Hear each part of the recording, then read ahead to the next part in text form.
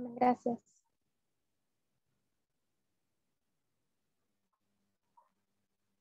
Bien, le había pedido a Tania que pudiera compartir su pantalla. Ella tiene un Power que está súper cortito y tenía un video de YouTube que espero que se pueda ver, que me gustaría que veamos. Voy a hacer una introducción, Tatu, y después si querés pones el video de YouTube. Puedes compartir pantalla igual si querés. Ah, gracias, Agus. Si alguien habla o me quiere interrumpir, o sea, no interrumpir, pero quiere hablar, puede o escribir al chat o simplemente desactivar su micrófono y hablar. Ustedes me irán diciendo si alguien escribió y yo no los voy a leer. El título finalmente de la presentación es El sexismo está en los detalles, teoría versus práctica. Es como una continuación del anterior estudio que yo había dado, que era Educades en el sexismo. Luego de ese estudio me quedé con la sensación de que había muchas más cosas por explorar. Pasaron ya un par de semanas, meses, si no me equivoco, y me pasa siempre algo muy particular con mis estudios o con lo que quiero estudiar, que siempre son cosas que me van capaz pasando y, y a la vez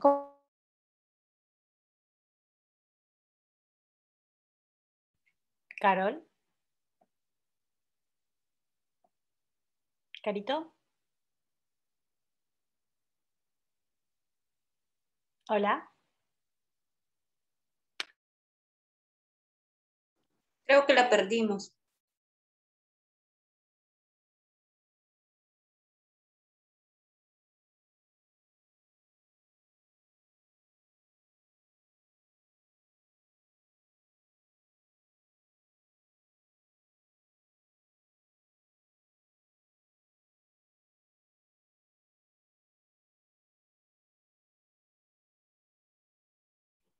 Capaz se le fue la señal.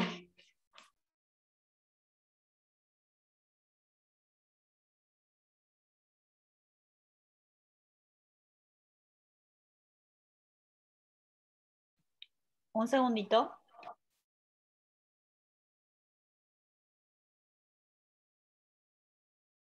Perdona, yo diría que cortaras la grabación por las dudas. Por si demorara.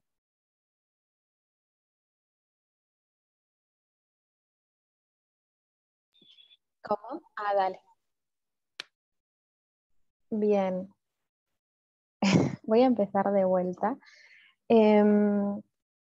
Ahora espero que no se corte porque estoy con los datos del celular, así que esperaría que cualquier cosa roguemos que no se corte. Como les decía, este es un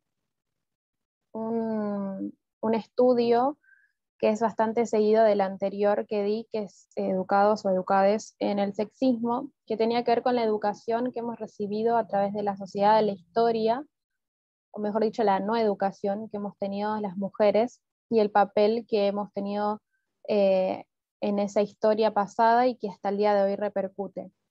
Y les comentaba que lo que me había quedado, o la sensación que me había quedado de ese estudio, además de que había muchas cosas que no llegué a dar, era el hecho de que en la práctica o en las cosas que vimos al diario vivir, había cosas que percibía que no se estaban como todavía entendiendo. Tanto hablando con personas del movimiento, como del adventismo, como de las personas del mundo que no pertenecen a ninguna religión, es bastante común y no es ajeno a ninguna persona el sexismo. Pienso que estamos, digamos, perpetuados por por ese tema. Todos tenemos como una postura y, y lo que más me llama la atención es el hecho de cuando se utiliza o lo que pasa cuando le mencionamos a una persona el hecho de que ciertas actitudes o de que ciertas formas denotan un sexismo de fondo, o le decimos a una persona que es machista a un hombre o sexista. Podemos mucho diferir en las formas en las que eso se dice, y yo creo que es ahí, es una cuestión de trabajar y de ver formas de comunicarnos, que estoy totalmente de acuerdo. A la vez también me pasa que, por lo menos de dentro del movimiento, con el conocimiento que tenemos, hay cierto miedo o cierto como ofensa al decir que somos sexistas o que tal persona da evidencia de un sexismo. Y si bien, obviamente, en el contexto de una prueba de lo que significa la igualdad y del tiempo en que vivimos, creo que todos podemos sentirnos identificados, que nos provoca como un sentimiento como de herida o de cierta tristeza capaz, el hecho de sentir que estamos fallando, de que estamos haciendo algo mal.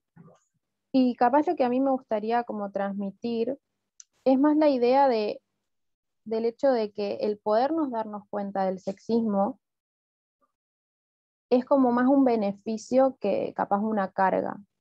Suena un poco fácil, entre comillas, de decir, pero capaz el punto, o lo que yo veo de este tema, es el hecho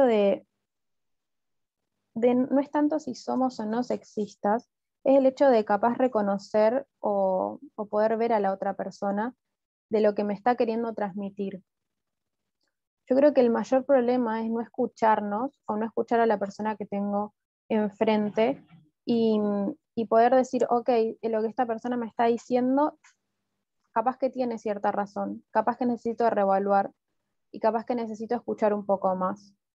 Creo que, y no solamente en el movimiento, sino en el mundo en general, y lo que he leído, digamos, de las feministas y de personas que escucho, es el hecho de esto de sentirse escuchada, pero escuchada en un sentido más de empático y responsable, ¿no? Como el hecho de sentir que el otro está entendiendo lo que yo le estoy diciendo. Y, y a veces, muchas veces, y a veces con hombres pasa esto de que se ofenden o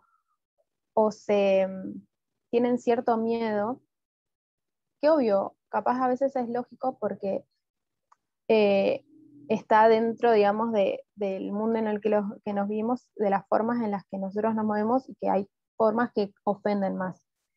Pero el hecho está y lo que he podido, digamos,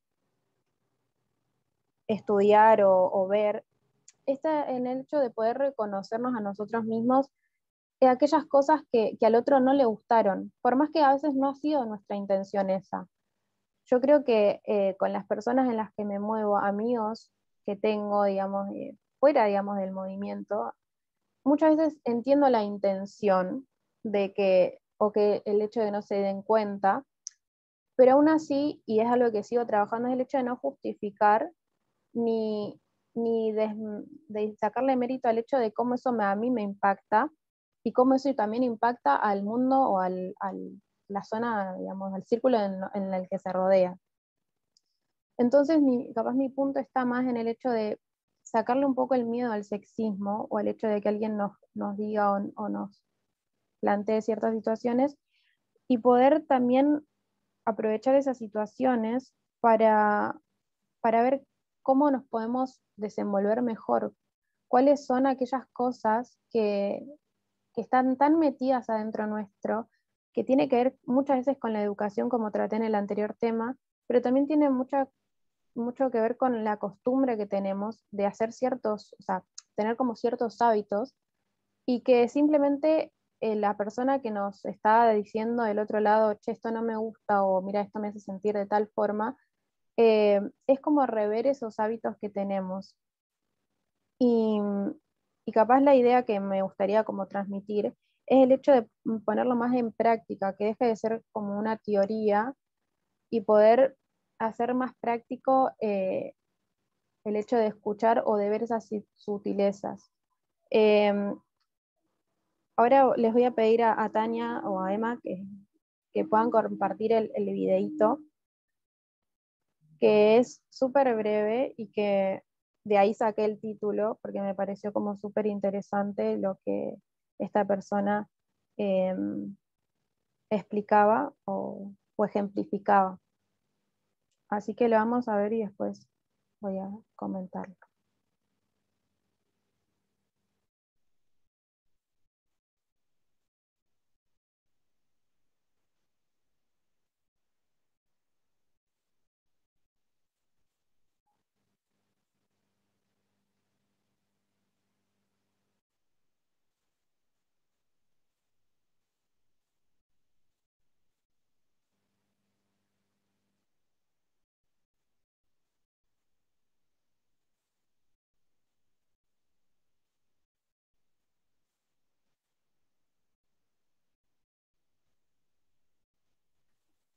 No compartiste el sonido.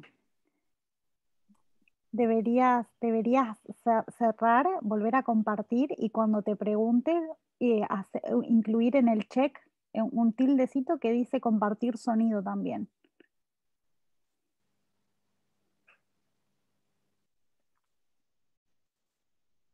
Hay otro cosito que dice Optimize for Video Clip. Habría que hacerle check también.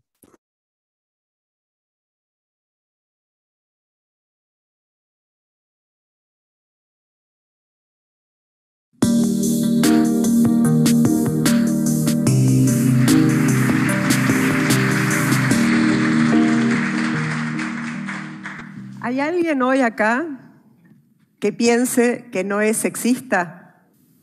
¿Qué? ¿Vos no vas a venir a jugar a la pelota el domingo?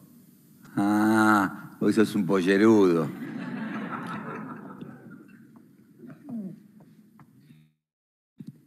¿Qué querés comer? No sé, cualquier cosa. No, decime de qué tenés ganas. No sé, lo que vos quieras, me da lo mismo a mí. Te preparo un arrocito que sé que te gusta. ¿Otra vez arroz?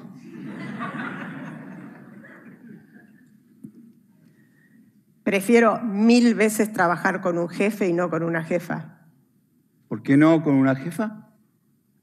No sabes cómo son las mujeres. ¿Me ayudás a preparar las valijas? No puedo, estoy muy cansado, trabajé todo el día. Yo también trabajé todo el día. ¿Qué? ¿Vos tenés 16 años y no te bajaste ninguna mina? Vos sos medio raro, me parece. Hija, créeme, tenés un marido que te ayuda, no tenés de qué quejarte.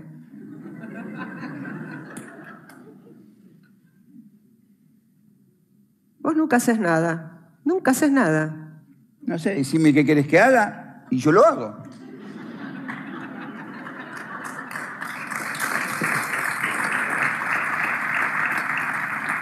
No te olvides de dejarme plata que ayer te olvidaste.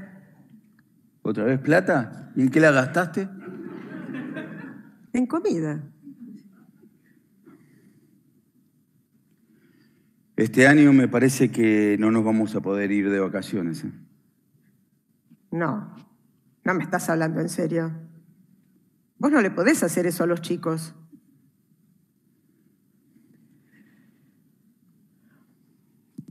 ¿Hay alguien en la sala que siga creyendo que no es sexista?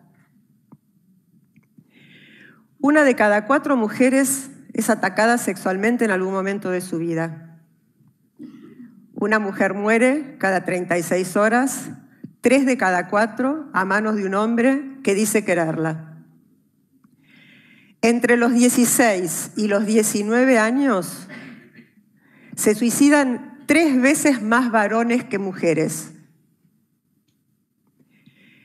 El 90% de las víctimas de homicidio son varones. El 95% de los homicidas son varones. El sexismo nos daña a todos y nos obliga a todos.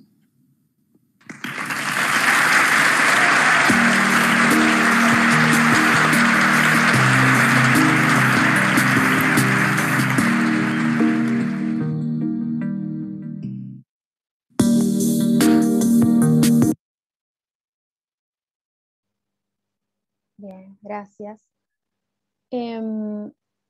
Cuando vi este video me pareció súper interesante porque si bien hay cosas que capaz que hoy no escuchamos, sí pude percibir que muchas de las conversaciones o diálogos las he escuchado durante muchos años, tanto en mi niñez, adolescencia y adultez. Y creo que capaz que si bien no, alguno que otra persona puede decir, bueno, yo no he tenido esas conversaciones, creo que estoy como un poco jugada de que la mayoría de nosotros sí ha escuchado de parte de otras personas o ha vivido situaciones en las que se han dicho esos diálogos. Y creo que si bien este video es un poco anterior, porque es del 2017, y se podría hacer otros diálogos como más actuales, me hizo pensar en el hecho de lo que fuimos viviendo a lo largo de los años y cómo eso nos fue como moldeando y acostumbrando a ciertas ideas. Entonces me gustaría ahora, no sé si alguien tiene algo para comentar o que le haya llamado la atención de este video, me gusta saber qué es lo que opinan ustedes. Si alguien tiene algo para comentar, lo puede comentar en el chat o desactiva su micrófono. Y Personalmente pienso que quizás es algo un poco trillado lo que voy a decir, pero no tenemos que perderlo nunca de vista. Y es que el hecho de que esto nos parezca normal, porque quizás ese tipo de conversaciones que se estaban planteando en el video, nos puede parecer algo muy natural en una pareja, ¿no? Como decir, capaz, bueno, es, no sé, una situación que ellos viven diariamente o algo común. Entonces, el hecho de naturalizar esos diálogos en nuestra vida personal también hace naturalizarlo en la de las otras personas. Entonces pienso que no perder eso de vista, el hecho de que eso inclusive es machismo, nos va a hacer también tener, como por así decir, los radares prendidos para cualquier tipo de actitud que se presente de ese modo. Claro. También otra de las cosas que pienso es que me he dado cuenta es que, no sé si les pasa a ustedes, pero personalmente a medida que me meto cada vez más en un tema, es como que empiezo a percibirlo más todavía. Ahora, por ejemplo, que estoy con esto de las vacunas, me doy cuenta cuánta gente tiene problemas con el tema de vacunarse. Entonces lo mismo pasa con otros ámbitos de nuestra vida, con el sexismo, la homofobia, el racismo, etc. Gracias, Tato, sí. Si querés, ¿me podés compartir la pantalla del Power?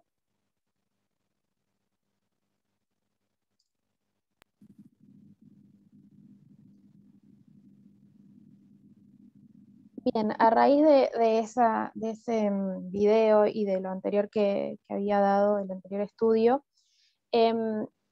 me puse a pensar un poco sobre esto de la teoría versus práctica y cómo en la práctica nosotros vivimos el sexismo, o sea, las mujeres, ¿no? Vivimos el sexismo.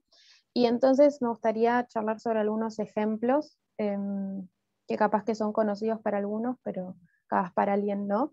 Entonces son diferentes situaciones que se viven en el diario vivir valga la redundancia, de las mujeres. ¿Querés pasarme la diapo? Bien, soy muy mala para pronunciar las cosas en inglés, así que voy a intentar hacer el intento de mansplain, que es básicamente en español muchas explicaciones. Y bueno, ahí les puse un poco lo que significa, que es cuando un hombre intenta explicar como de una forma condescendiente o paternalista a una mujer. Si bien es un término que se utiliza más del hombre para la mujer, hay, digamos, varias personas que no están de acuerdo con este término. Principalmente surgió sobre una situación que tuvo la escritora estadounidense Rebecca Solnit, en la que un hombre básicamente la interrumpió y empezó a desacreditar sus comentarios, lo que ella estaba diciendo, y hablaba de un libro que era súper importante sobre ese tema, y el libro que él estaba diciéndole era un libro que ella misma había escrito. Entonces, a raíz de eso, esta autora escribió, ¿qué es lo que puse ahí? Mansplain Things to Me. Los hombres me Y explican cosas, se titula Gracias. el libro. Sí, también está en español. Y exponiendo un montón de situaciones en las que los hombres explican a las mujeres. Puse ejemplos que tienen que ver con tipos de hombres explicando, que el biólogo, que es por ejemplo un hombre que explica sobre las tareas sobre el embarazo, sobre cosas que las mujeres viven corporalmente, y la intenta explicar justamente a una mujer que es la que vive o la que tiene el cuerpo, que pasa mucho esto con muchos influencers y personas del ámbito político, cuando se habla, por ejemplo, del aborto y de los problemas que tienen, digamos, las mujeres, la reproducción femenina. Entonces, es como usa el título. Después está el negacionista, que es el que niega el machismo y que no, como que plantea, por ejemplo, que eso en su ámbito no existe, o sea, o no le da crédito, básicamente. Y después está el existen, que es como alguien que también es una mezcla de que niega o desacredita el tema, por ejemplo, de la violencia de género o de los femicidas. Y esto también lo he escuchado mucho de amigos, digamos, hombres, en los que también se plantea el hecho de que hay hombres que mueren también a manos de las mujeres, y que, digamos, eso no se publica o no está dado, cuando hay un montón de estadísticas donde, si bien existen homicidios de parte de mujeres para hombres, son mucho más lo que ocurre, claro, es mucho más lo que ocurre de un hombre para una mujer. Bien, siguiente diapo. No sé si alguien tiene algo que quieran decir sobre el anterior, situaciones que hayan vivido también. Siempre viene bien los ejemplos y la forma más gráfica que tengamos de entender esto. Bueno.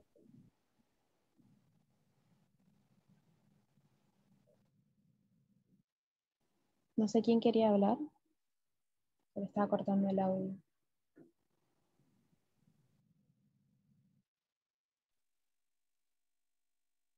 Bueno, no Dale, sé quién Mica. va a decir algo cortito. Sobre el tema de los feminicidios, siempre hay un problema ahí de ver quién hace, no es por la persona que hace el atentado contra el otro género, sino es el motivo de por qué se está haciendo un asesinato a una mujer. Ahí es donde no entra en discusión, que encima además los números no acompañan para mostrar de que sí hay un fenómeno de por qué se dan este tipo de muertes de un género al otro.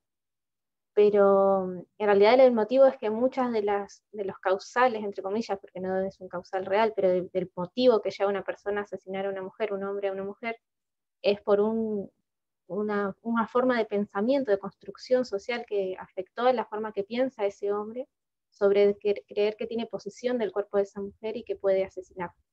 Entonces ni siquiera entra en discusión si además, obviamente también hay mujeres que matan hombres y tienen otras motivaciones y también es abominable, pero particularmente el foco de que haya homicidios de una persona hacia otra solo porque la otra es mujer, es un problema que se podría erradicar y que muestra que la sociedad está enferma y que hay algo que hay que cambiar, que es este sexismo del que estamos hablando, ¿no? Era eso, ¿no? Bien, gracias. Gra, no sé si vos querías también hablar, o había alguien más para hablar. No, yo la había perdido un rato y pregunté si todos la oían. Ah, creo que ahora me están escuchando bien porque estoy con... No, 100% te escuchamos todo, Carito, habrá sido el internet de Graci. Vamos. Dale, gracias. Bien, la otra forma o otro micromachismo, si se quiere, es, no lo voy a decir en inglés porque me da mucha vergüenza mi pronunciación. Manterrupting. Gracias, Hugo, siempre salvándome. Que es básicamente cuando los hombres también interrumpen a las mujeres. Acá puse más que nada estadísticas de universidades, de estudios que se hicieron.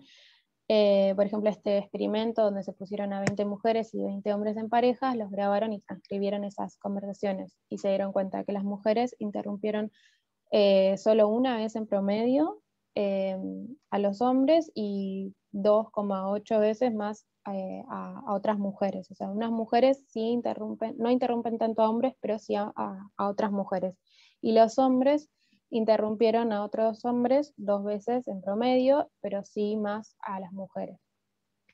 Después, por ejemplo, en reuniones de trabajo, los hombres hablan mucho más que las mujeres. También había otros estudios que no quise poner para no hacerlo muy largo. Era, por ejemplo, una facultad de Derecho de Harvard que encontró que los hombres tenían el doble de posibilidad de hablar o, digamos, voluntariamente durante una clase que las mujeres, que no ofrecían tanto sus comentarios, y que esto cambiaba cuando el profesor era hombre, digamos, las mujeres hablaban menos, y cuando era mujer, las mujeres sí se animaban más a hablar.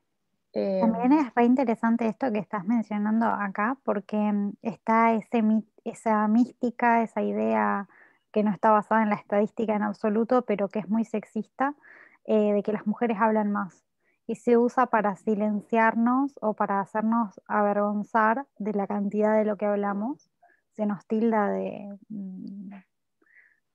como ser como loritos, que hablamos mucho, cuando en realidad todas estas estadísticas de estudios prueban lo contrario.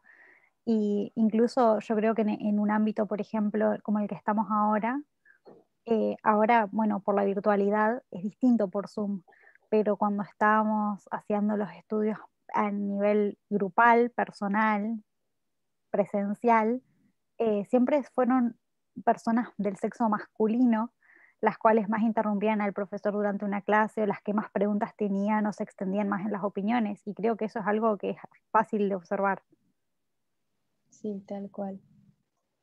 Creo que más de uno tenemos algún ejemplo en nuestra mente en donde nos han interrumpido o yo tengo como en mi memoria, por ejemplo, muchas veces en donde he estado reunido con varios hombres y no he tenido, digamos, ni la oportunidad ni como esa sensación de poder hablar, como ese espacio o ese ambiente. Y creo que esto es algo muy común y que dentro también del movimiento ha pasado mucho.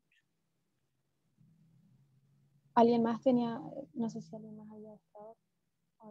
Si alguien está hablando por el chat. Yo quisiera decir algo. Sí.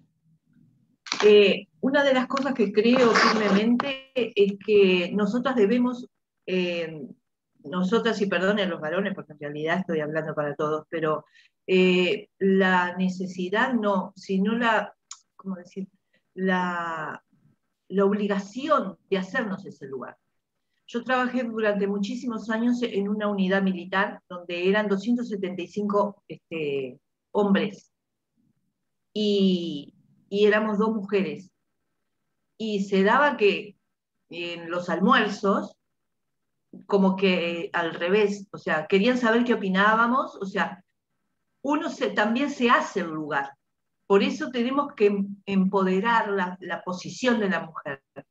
Está visto de que uno tiene también que tratar de hacerse ese lugar. No lo vamos a conquistar si no obligamos al hombre a que reconozca de que somos tales iguales. Solo mi opinión. Está bueno, sí. A mí lo que me hace pensar lo que decís, Raquel, es el hecho de esto de conquistar, de hacer lugar. Y creo que ahí está el punto. O sea, ahí me surge esta pregunta: ¿por qué nosotras tenemos la necesidad de hacer eso? Porque capaz en ese ámbito laboral, obviamente, pero capaz en un ámbito más como el de nosotros, en realidad es tomar conciencia de las dos partes, tanto de la mujer como de hablar, como también de los hombres, de buscar, justamente capaz como decías, esos compañeros que buscan saber qué es lo que ustedes pensaban como mujeres. Entonces yo creo que hay una doble responsabilidad, porque justamente después de esto pasa, y lo voy a mencionar también más adelante, con el hecho de que cuando una mujer habla mucho, o es el tema de como decía Aus, con un lorito, que las estadísticas no avalan eso, pero también el hecho de la incomodidad que sienten ciertos hombres al hecho de que una mujer hable y diga su opinión, y es como siempre que a mí me ha pasado y que recién ahora estoy tomando conciencia, de que cuando una mujer hacía eso, siempre había un hombre o mismas mujeres que las tildaban de tiene un carácter demasiado fuerte, es muy invasiva, y siempre, me pasaba que tenía siempre esos pensamientos con ciertas mujeres de esta mujer como que no me cierra mucho porque tiene una forma como muy plantada y no. Y lo que me pasó puntualmente es descubrir esta pregunta de, ¿pensaría lo mismo si fuese un hombre? Y desde que me hice esa pregunta, mi mirada frente a ese tipo de mujeres cambió pero muchísimo, y me empecé como a cuestionar, o sea, la mirada que tengo frente de otras mujeres, si fuese un hombre tendría la misma mirada, y mayormente mis respuestas fueron no. Y ahí como que caí más en cuenta de, ok, este pensamiento no está bueno, no me gusta, y es algo que me gustaría como ser más consciente, y que justamente este micromachismo da mucho para hablar sobre eso. Por ejemplo, hay muchas personas que piensan sobre el tono de voz. A mí particularmente mi tono de voz no es el que más me gusta, creo que mis amigos más cercanos es algo que me han escuchado decir, y que me he dado cuenta que tiene que ver con una idea de que la voz femenina es como más irritante, o tiene como, he escuchado, digamos, de mi entorno, ese tipo de comentarios, y que hay un científico y profesor que también leí de una universidad que se llama, creo que lo tengo anotado por acá, Michael Hunter, que él decía que el tono de voz femenino es más complejo y es el principal motivo por lo cual a un hombre le cuesta mantener la atención en una conversación, y cosa que es totalmente erróneo. Y yo como profesora de escuelas, de tanto secundarias como también cuando en primaria lo he podido ver, me he dado cuenta que hay voces agudas que, por ejemplo, me acuerdo puntualmente de una profesora que tiene una voz muy, muy aguda, y que lograba captar la atención de los niños, con lo que cuesta a veces en un aula captar la atención, de una forma muy, muy bien. Tenía muchas estrategias que no tenían nada que ver con su tono de voz. Y es más, uno decía, pero tenía ese tono de voz, ¿cómo es posible? Y ella tenía un montón de formas de llamar la atención. Y también lo que a mí me pasa con respecto a la escuela, por ejemplo, al aula, por lo menos en mis primeros años de docencia, me pasaba que entraba al aula y al ser más una persona mujer y encima joven, o sea, recién salida de estudiante, me costaba mucho mantener el orden. Y siempre me causaba mucha impresión cómo un preceptor o otro profesor, que a veces compartía, por ejemplo, con otro profesor la hora que tenía que dar de clase, y era completamente distinto la postura o la forma en la que los chicos se tomaban la presencia de un profesor hombre, tanto para poderlos, no sé, llamarles la atención.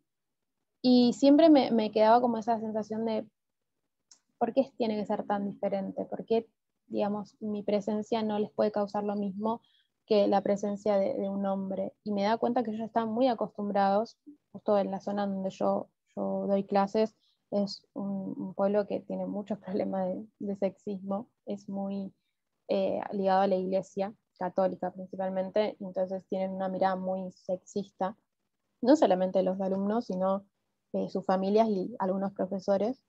Eh, y me daba cuenta que están muy acostumbrados a la diferencia entre lo que era un perfil o la presencia de un hombre que de una mujer. Y creo que esto me gusta porque nos lleva a reflexionar cómo nosotros, la postura que nosotros tenemos, tanto como mujeres, de ponernos en ese empoderamiento, si se quiere, pero también de los hombres en el hecho de hacer lugar, ¿no? Como de hacerle lugar a la mujer que tengo al lado y que darle también esa posibilidad de que ella también pueda decir, digamos, lo que tiene que decir, ya sea una opinión o un comentario o lo que sea. Bien, me gustaría pasar, porque no quiero que se extienda mucho. Bien, este es otro micromachismo, perdón, que tiene que ver con el hecho de cuando una persona, un hombre, se apropia de una idea que originalmente fue propuesta por una mujer. Esto también se estudió. No quise poner mucha información sobre esto para que no se me vaya el tiempo, pero básicamente sucede más que nada en los ámbitos, obviamente, laborales. Cuando una mujer propone algo y el crédito se lo lleva al hombre. También pasa en los matrimonios o en las parejas, que se tiende como a decir, bueno, esta idea solamente fue del hombre y no de la mujer. Eso básicamente. No sé si alguien tiene algo que comentar sobre eso, si no paso a la siguiente. Sí, me gustaría hacerles notar para el que no sabe, que la anciana Tess mandó en Media Broadcast, el grupo mandó un vídeo sobre la historia de una mujer científica, radioastrónoma, creo que era la palabra, que hizo un descubrimiento que mereció el Nobel Prize, el premio Nobel. Y se lo apropió, ese descubrimiento se lo apropió un hombre. Y bueno, se trata de esa historia, ¿no? Entonces me llama la atención que precisamente esta semana se compartió esa historia. Sí, también en el anterior estudio que yo había dado cuando les hablé un poco de la historia, había muchas mujeres que han tenido que ponerse, digamos, seudónimos, y hay un montón de historias donde el esposo se tuvo que hacer, digamos, entre comillas, cargo de ese proyecto. Me acuerdo de Madame Curie, que, digamos, el esposo básicamente se llevó en su momento todo el crédito de todos sus descubrimientos. Les había también dado otro ejemplo de Pericles, y de cómo, se me fue el nombre de la mujer, digamos, que también era una gran filósofa y que digamos, no le daban crédito y solamente le dieron crédito porque era la amante de este filósofo que era Pericles. No me acuerdo, no me sale el nombre de la filósofa. Ya me voy a acordar. Hay un detalle que me pareció interesante en el caso de 1954, el caso de, creo que si no estoy equivocada, es el caso Roe de educación. Sí. Ajá, la mayoría, las que estaban detrás de todo eso eran mujeres, pero les tocó, le lleva el nombre de Roe porque necesitaban un hombre que la representara. O sea, de resto no hubiesen podido ellas hacer eso, no la hubiesen escuchado, sí, correcto. Gracias. Bien, muy bueno, sí, me acuerdo también de ese caso. Bien, siguiente diapo. Aspasia, gracias Esteban. Sí, es ella.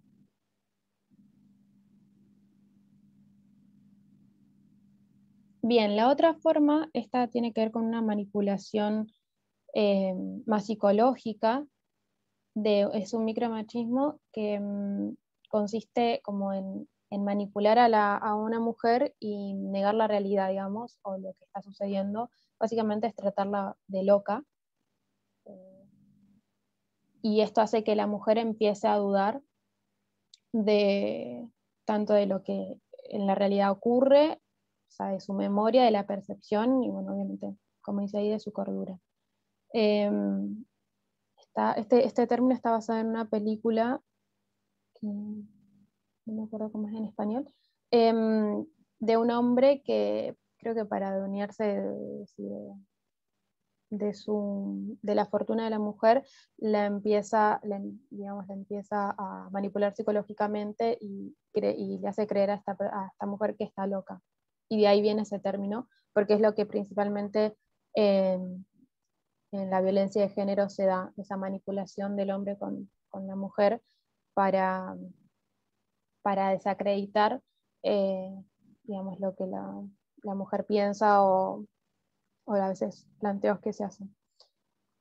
Bien, siguiente. Y voy a hablar de dos síndromes. El primero tiene que ver con el síndrome del impostor, que es un síndrome que se da en las personas, digamos, de ambos sexos, si se quiere, que tiene que ver con el hecho de desacreditarnos internamente de nuestros propios logros, de lo que sería nuestros éxitos personales, pensar que estamos siendo impostoras o impostores. Y mayormente este síndrome se da en lo que son las mujeres. Y hay una especialista, que es la que puse ahí, Valeria Young, que ella dice que digamos, los orígenes de este síndrome tienen que ver con las dinámicas familiares durante la infancia, las presiones por parte de los padres con los hijos, o mayormente las hijas, con esto de comparaciones con ser personas perfectas o ser como tal hermano o tal familiar. Y ella también habla de que los motivos por los que mayormente afecta a mujeres es el tema, por ejemplo, de la falta de referencias, o de referentes, perdón, que al no ver durante nuestra educación, nuestra niñez o nuestra vida, mujeres liderando, por ejemplo, empresas o teniendo como cierto papel predominante en la sociedad, las mujeres no nacen, o sea, no surgen en nosotros el deseo de, bueno, puedo ser como tal mujer porque no está esa referente. También es la falta de expectativas que justamente esto da a la sociedad, o como que si hay una mujer que en una toma en un puesto tiene que tomar decisiones importantes o tiene cierta autoridad, siempre hay una cuestión por detrás de cómo es que llegó hasta ahí, o siempre, por lo menos en los medios de comunicación, hablan mucho sobre, bueno, cómo es que llegó ahí, o sea, y se empieza a cuestionar el hecho de por qué esa mujer está ahí, o sea, en ese puesto. Después el hecho de la mujer superwoman, que es la idea esta de una mujer exitosa siempre tiene que liderando una empresa, teniendo un super cuerpo y teniendo una familia obviamente súper feliz, que obviamente son estándares que son poco realistas y que a la vez generan en las mujeres cierta presión. Y después otro motivo es el hecho de la perfección valorada positivamente en la mujer, que es también el hecho de cómo eso afecta, del hecho de la mujer superwoman afecta al hecho de tener que ser perfectas y las exigencias, o tener la familia perfecta, obviamente casarte, tener hijos y ser, digamos, como que eso es lo importante en el hecho de ser mujer. Entonces, cuando vos logras algo personal, algo que tiene que ver con lo laboral, mayormente las mujeres no se sienten, digamos, que son ellas, o sea, sienten que están siendo impostoras, como el síndrome mismo dice. Mayormente este síndrome tiene que ver con la falta de sentirse incompetentes, de pensar que hacemos las cosas mal, que mayormente son a las mujeres que nos cuesta recibir elogios, o que somos infravaloradas, o que lo que logramos no es siempre suficiente. Bueno, hay mucha información sobre este síndrome. Si alguien se siente por este estudio o por este video, como que se ve reflejada, hay mucha información sobre esto. Lo digo porque yo al estudiar sobre esto me di cuenta que en muchas ocasiones he tenido sensaciones muy similares a eso, y cómo eso también ha afectado, digamos, ciertas decisiones que tomé con respecto a mi vida en general. Entonces, está bueno poder hacerlo de forma más introspectiva, poder ver qué es lo que nosotras como mujeres nos decimos y cuán real es, ¿no? A veces tenemos ideas que vienen más sobre mandatos que una realidad o de lo que realmente es. Bien, siguiente diapo. Disculpa, ¿puedo? Sí. ¿Querés a la anterior contar diapo? algo. Es que no sé si es que no puse bien atención o qué, pero me preguntaba, entonces, ¿qué es el síndrome del impostor? ¿Es una medida que se pone muy alta para la mujer? ¿O? No, Yo. Bueno, dale. El síndrome del impostor es una experiencia que tiene una mujer que está en determinada posición. Por ejemplo, yo puedo dar el ejemplo de mi carrera, en el que me siento, por ejemplo, me siento poco capacitada o me siento más incompetente versus mis colegas hombres con la misma experiencia que yo se sienten completamente capacitados, porque la audacia que ellos tienen o la confianza que la sociedad naturalmente deposita en ellos hace que ellos no se autosocaven o no duden de sus capacidades. Sin embargo, las mujeres nos enseñan a dudar de nuestras capacidades y entonces naturalmente tenemos mucho menos confianza en lo que podemos lograr. Y entonces Sí. experimentamos ser una impostora, como por ejemplo, no me merezco esta posición, o tener miedo a la humillación en donde estás porque alguien quizás descubra que vos en realidad no te mereces tus logros. Sí, a mí también me ha pasado eso. Gracias, Agus. Y gracias, Caro. Bueno. Carito, ¿puedo agregar algo más? Sí, Perdón. sí, por favor. Está muy interesante lo que dice sobre las dinámicas familiares. Yo creo que en la primera infancia y en la infancia es donde realmente se ve lo que pueden lograr los padres sobre este tipo de problemas. La autoestima es importantísima, porque en realidad uno puede llegar en un futuro a creerse incompetente por falta de autoestima. Entonces es muy importante poder ayudar a desarrollar esa autoestima. Nada más. Claro. Algo que también mencionaba en el anterior estudio, cuando hablaba de la educación, era el hecho de la educación que nosotros desde niños recibimos. A veces los hombres están más estereotipadamente, ¿no? A ser fuertes, valientes, competitivos, y las mujeres estamos acostumbradas a, bueno, nuestro rol es el de ser cuidadoras, ser empáticas, ser perfectas, y justamente tiene que ver con esa educación y esas presiones a veces que nos ponen nuestros familiares o nuestras familias, digamos, madre, padre, y que hay ciertas comparaciones, tanto de que no sos capaz de hacer eso, o sea, no, ese no es tu rol, y si lo haces, digamos, sos una impostora, o nunca vas a llegar, ¿no?, a ser como tal persona. No sé si había alguien más que quería hablar.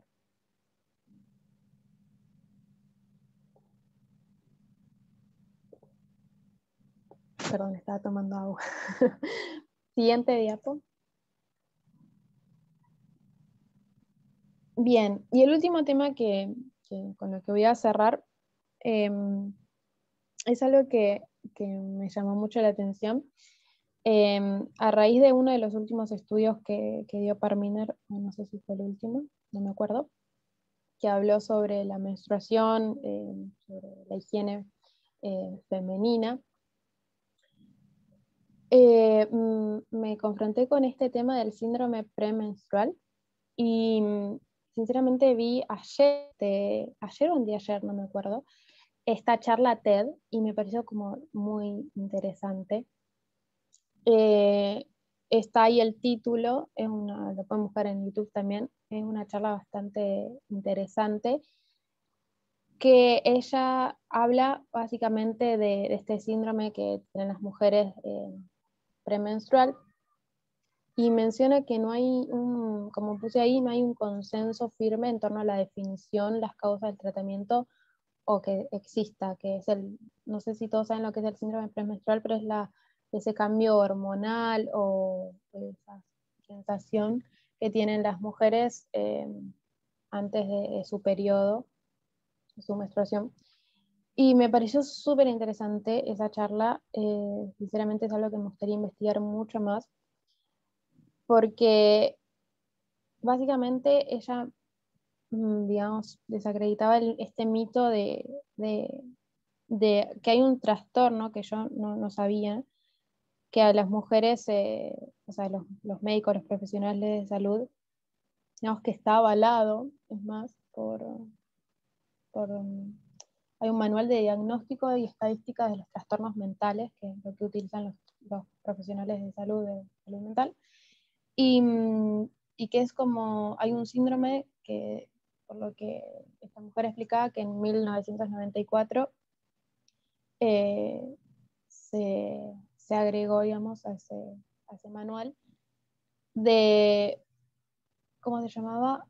Redefinió este síndrome premenstrual a un trastorno disfórico premenstrual, y básicamente hicieron como investigaciones que no hay mucha solidez por la forma en las que estas investigaciones se dieron, para determinar que las mujeres tuvieran este trastorno, y que es más, al redefinir este síndrome premenstrual y transformarlo en un trastorno, se dieron cuenta que solamente el 3% o entre el 3% y el 8% de las mujeres sufren este trastorno, que tiene que ver con diferentes cambios hormonales, o sea, por ejemplo, la ansiedad o sentirse deprimidas o irritadas.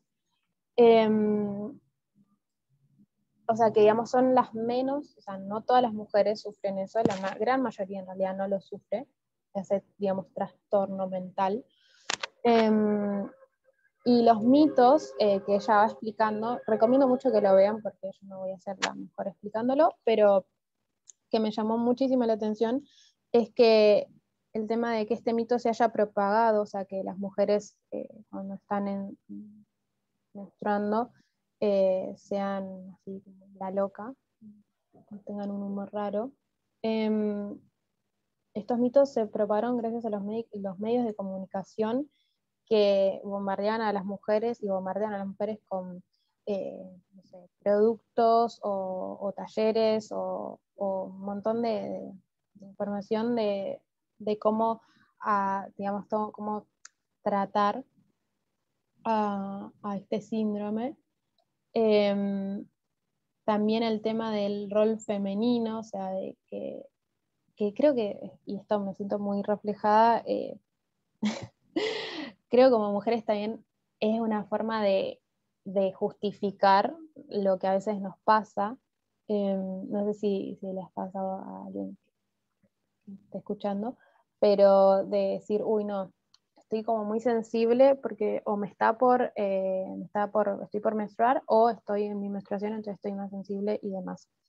Y me pareció como súper interesante que a veces lo utilizamos como para justificar lo que nos pasa, y a veces, obviamente, no dejo de mencionar que en nuestro periodo a muchas mujeres, por lo menos particularmente a mí me pasa, de que siento mucho el dolor, o sea, es muy incómodo, uno sufre los dolores, pero es interesante cómo, y dándome, digamos, cuenta de esta charla, cómo me acostumbré a pensar en que era, digamos, en fijarme si era por eso, y que a veces, y esto es lo que mencionaba esta persona, que no tiene que ver con nuestro periodo, con nuestra menstruación, y, y es como a veces lo utilizamos para justificar, y ella mencionaba obviamente el sexismo que hay detrás de eso, que es en los hombres justificar o sacarle crédito a las mujeres pensando de que cuando, no sé, están como alteradas o de determinada manera, seguramente es porque está en su periodo. Que eso también lo he escuchado muchísimo, o sea, personalmente. Y eso también invalida mucho las emociones de una mujer y ha traído muchas consecuencias. Y si bien hay, como mencionaba recién, muchas mujeres tenemos síntomas, no tiene que ver con un trastorno mental, que es lo que esta charla quería transmitir, y que ese mito de que la mujer es una bruja o cuando está en su periodo es completamente erróneo. No sé si se entendió lo que quise explicar, pero... ¿Puedo decir algo? Sí. Que sobre ese tema también me hace acordar bastante a una parte del libro de Gina Rippon que estaba leyendo, que ahí ya comenta un poco ciertos estudios, digamos, que se hicieron para derribar esos mitos de cómo, o sea, de que se piensa que la mujer, tipo, por causa de la menstruación o de estar por menstruar, tiene cierto carácter o ciertas cosas que le pasan, y que además tampoco ella contaba que hablaba también sobre el tema de que se pensaba que la mujer tipo, no podía pensar bien racionalmente durante esos días, y como se hicieron estudios, digamos, que mostraba que no había ninguna relación entre estar menstruando y poder dar, por ejemplo, un examen o cosas así, que está muy interesante. Si alguien lo quiere echar más, a mí me gustó pila. Gracias. Sí. ¿Alguien quería hablar? ¿No? Sí, o sea, a mí también me pareció interesante.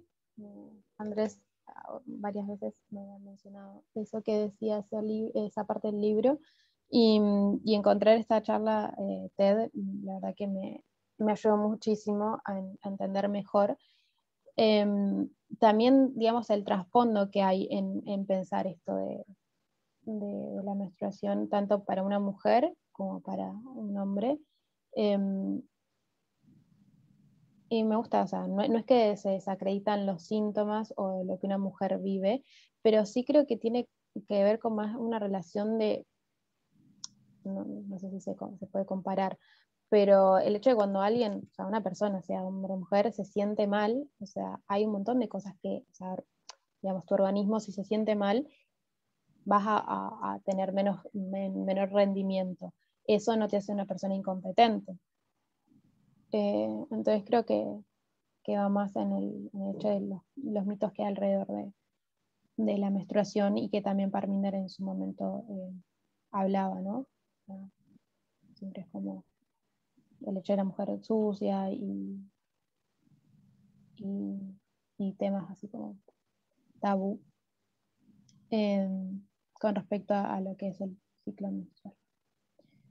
No sé si hay algún comentario más que alguien quisiera hacer. ¿No? Bueno, entonces... No, Carito, pero estuvo muy bueno. Gracias. Me gustaría terminar, como concluir, con simplemente, hay un montón de otros ejemplos que las mujeres, digamos, sufrimos. Creo que ahora puedo activar mi cámara.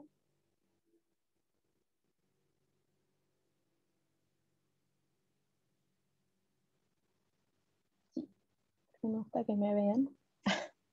No, pero me gusta como interactuar. En conclusión, lo que me gustaría como que el estudio sirva es que hay un montón de micromachismo o de formas en las que tanto la mujer sufre como que, y también el hombre, por más que no sea el que lo haga, puede darse cuenta que una mujer lo está sufriendo. Y como hablé al principio, mi idea no es como acusar o señalar con el dedo, sino es el hecho de ponernos a reflexionar y cómo podemos ayudar, tanto como mujeres, como nosotros podemos ayudarnos a nosotras mismas y también otras mujeres reflexionando. Y también como hombres pienso que el hecho de esa deconstrucción, me gusta la palabra deconstrucción, porque tiene que ver con formas y hábitos y costumbres que tenemos, y que no es malo, es algo que la vida, digamos, de cada uno y que la sociedad misma formó, y que para mí no está el hecho de si sos o no sexista, es el hecho de, ok, si lo soy, ¿qué puedo hacer? ¿O qué es lo que tengo que deconstruir? Y que una mujer, obviamente, o el feminismo, si se quiere, te guía en esa desconstrucción, porque somos nosotras las que, obviamente, ya hace tiempo levantamos la voz y la seguimos levantando y digamos, diciendo, ok, esto es lo que me pasa, esto es lo que sufro, esto, y que el hombre esté dispuesto. Yo creo que lo que, particularmente como mujer, me pasa es esto de esa escucha de, ok, esto es lo que me pasa, y poder del otro lado de recibir esa escucha de me estás entendiendo y no te ofendes ni me tratas como una loca de lo que estoy diciéndote, básicamente. Entonces, esa era mi idea, como poder poner más en práctica lo que hablamos constantemente sobre el sexismo, sobre lo que Tess habla, sobre lo que Parminder habla, y también mostrar un poco más algunas cosas más prácticas que pasan en nuestra vida diaria. Había otro tema que me hubiese gustado tocar, pero no sé, no me sentí con tanta confianza, si se quiere, que es el tema de la masculinidad y cómo eso también afecta al género. O sea, poder entender como esa parte. Y estoy a punto de ponerlo y poder hablar sobre esto de la masculinidad tóxica, pero me surgió esto de que no he visto a algún hombre hablando sobre eso, y me gustaría animar a que hombres de nuestro movimiento, de este grupo, lo pueda hacer, pueda he visto de otros ministerios, pero no he visto de nuestro en español, alguien que hablara sobre la masculinidad. Me parece que es un buen estudio y que seguramente no solamente a ustedes como hombres les puede ayudar, sino a nosotras también. Si no hay preguntas o si hay algún otro comentario. Claro. Sí. Breve comentario. Pensaba en el primer planteo con el que comenzaste, o creo que era el primero, pero por ahí, esta cuestión de que a los hombres a veces, y por ejemplo hablando del movimiento, el miedo a que nos consideren machistas, o a ser considerados machistas, a veces hacemos mucho silencio, no opinamos sobre estos temas, por miedo a no meter la pata. Y en realidad, yo pienso, desde el momento en que nosotros formamos parte de una iglesia, en la cual hay un montón de hombres, y hay un montón de hombres que son tremendamente incompetentes, ineptos y que tienen cargos de autoridad, y un montón de mujeres que tienen un montón de capacidades y que bajan la cabeza solo por el hecho de ser mujeres. Y no nos escandalizamos y no reaccionamos ante esa injusticia tan grave. Ya eso nos demuestra que estamos plagados de machismos y sesgos, que no nos damos cuenta de la violencia que hay en nosotros en cuanto a la mujer. Entonces, partiendo de la base que hemos sido educados y criados en eso, nos sirve muchísimo a todos hacer un autoanálisis y también ver la opinión de los demás. Por eso es tan importante que venga alguien y nos diga en una conversación, che, eso que dijiste es machista, y que no nos moleste que nos diga. O sea, que nos puede causar algo, pero es un bien que nos están haciendo, a todos. Porque cuando nosotros vemos, por ejemplo, gente que tiene reacciones súper homofóbicas, y decimos, eso es homofóbico, y dicen, no, no somos homofóbicos. O sea, nadie se reconoce así de violento, pero sí está la violencia. Entonces, así lo percibo yo. Es tan importante que podamos conversar de estos temas, podamos hablar y expresar lo que sentimos y lo que pensamos, para poder también ver ese mal que está en nosotros, que por ahí el ojo de otro lo ve y nosotros no lo podemos ver por la cantidad de sesgos que tenemos. Por otro lado, también pensaba en esto de cuando un hombre habla y puede parecer asertivo, y una mujer, yo imagino una mujer hablando de la misma manera que yo estoy haciéndolo ahora, y hasta con este tono puede parecer hasta violenta. Y eso es algo que no tiene que ser. Sumándome al último comentario que hizo, ese último detalle que hizo Mati, creo que algo que también como que va de la mano con todo lo que presentaste, Carito, es el tema del tono de la voz de la mujer. En inglés hay un término que se llama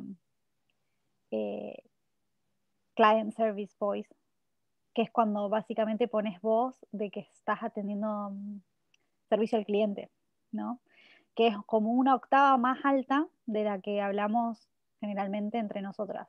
Por ejemplo, si yo me junto a merendar con vos, esta es la voz que estaría usando. Sin embargo, cuando hablo con algunos colegas o con algunos varones o amigos, mi voz tiende a ser más aguda. Y es interesante percibir esa diferencia, porque el género en sí es un acting, lo actuamos, no es que somos así, no es nuestra voz natural, no es que nos gusta el rosado o pintarnos las uñas y un montón de cosas, sino son cosas que nos enseñan es como un papel, ¿no? Es como un teatro. Y como somos nuestro yo más auténtico solo cuando estamos rodeadas de nuestras amigas más cercanas, y cuando estamos con los hombres no somos iguales. Me parece muy interesante lo que decís, Aus, porque también es en esto de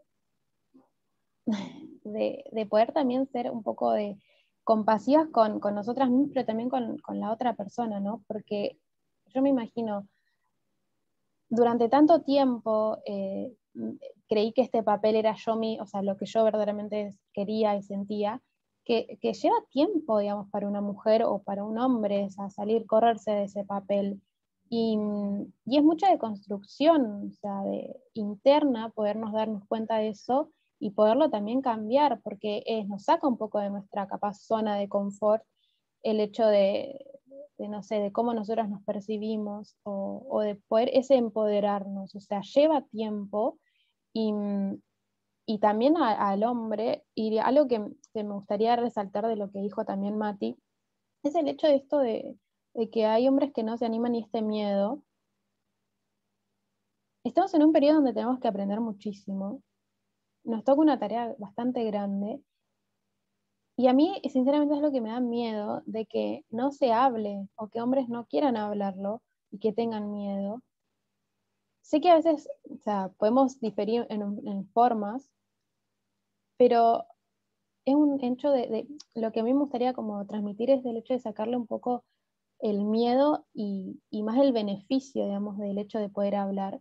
Y es el hecho de que si usted, o sea, si tanto hombres como mujeres no nos exponemos a situaciones en las que digamos, nuestro ser o las formas en las que tenemos de comunicarnos o lo que hacemos no son confrontadas, o sea, si no hablamos con mujeres, eso no quiere decir que un hombre no sea sexista o no sea machista. Entonces, el punto está en que muchas veces la prueba de un hombre para saber si es sexista o no, machista o lo que sea, está en el hecho de cómo se comunica con una mujer o cómo está en su ambiente. Es muy fácil, re fácil hablar de la teoría, es re fácil yo exponiendo esto, pero hacerlo día a día es re complicado. Es algo que a mí me cuesta y que lo veo constantemente y que me choca.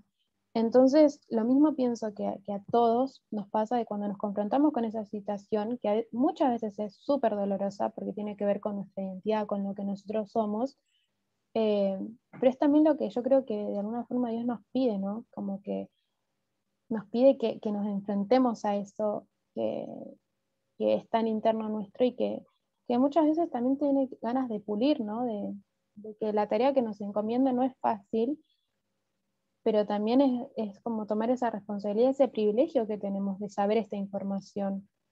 A veces a mí también se me va el hecho de, uy, ¿por qué sé tanto? ¿Por qué sé esto? Y es como, después me recuerdo, es como, ok, es un privilegio, porque sé que hay mujeres que lo sufren muchísimo más por este mismo sexismo, que están o en matrimonios o en pareja o en un ámbito laboral horrible y que no tienen la posibilidad de darse cuenta de que eso no está bueno, o sea, ¿por qué estoy mirando, o sea, tanto internamente, por qué me estoy mirando así, o por qué la otra persona es así? Y se acostumbran. Hay mucha misoginia internalizada en mujeres, o sea, y está bueno poder deconstruirse o chocarnos con esa realidad.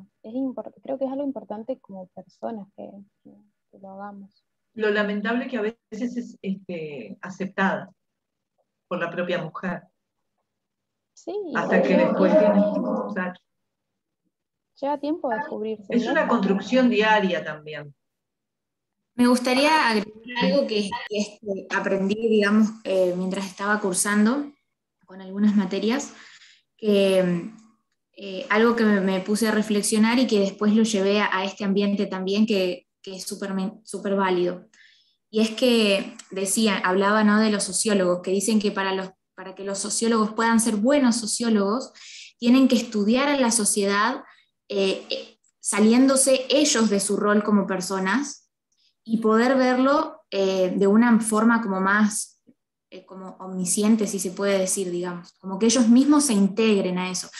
Entonces pienso que hablando del sexismo también pasa lo mismo, o sea, si bien es una lucha de las mujeres y demás, las mismas mujeres tienen que salirse de ese rol de mujeres y verlo desde afuera, para que puedan comprenderse y saberse también que están a veces en situaciones de machismo, donde ellas lo aceptan, y también sale de su boca chistes o comentarios que son sexistas.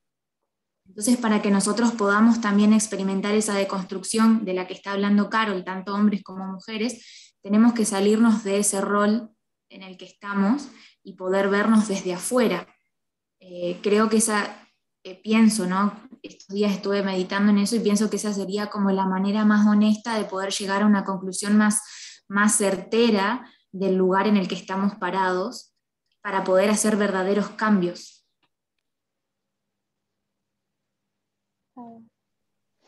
sumo a esa idea con el hecho de que los hombres también lo mismo, salir de mirarnos y ver que en realidad esa toxicidad del hombre masculino supremacista ha sido una contaminación y algo que nos ha lastimado a todos, que ha lastimado nuestras relaciones, porque al final el héroe que salvaba a la damisela nunca lo fuiste y nunca lograste ser ese macho alfa que te dijeron que tenías que ser, y viene la depresión, la angustia, al final, ¿qué soy? Nunca llego a ser.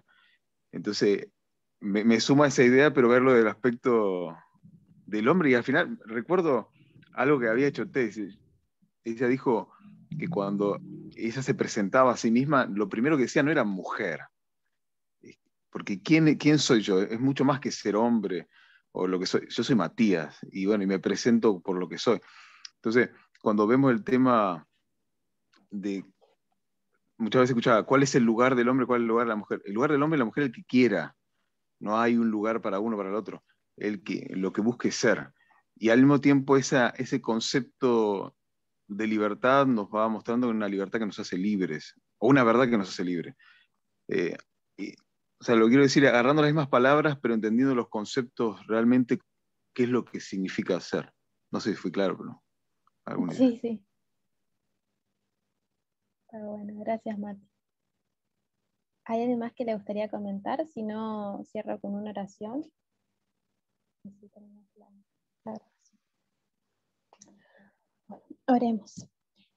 Bendito Dios que estás en los cielos, te doy muchísimas gracias, Señor, porque es sábado, porque podemos reunirnos a través de la distancia, a través de la tecnología, Señor, podemos estar juntos y meditar sobre temas que verdaderamente nos importan. Gracias porque podemos estar reunidos, porque nos importa este mensaje, porque nos importa este tema, Señor.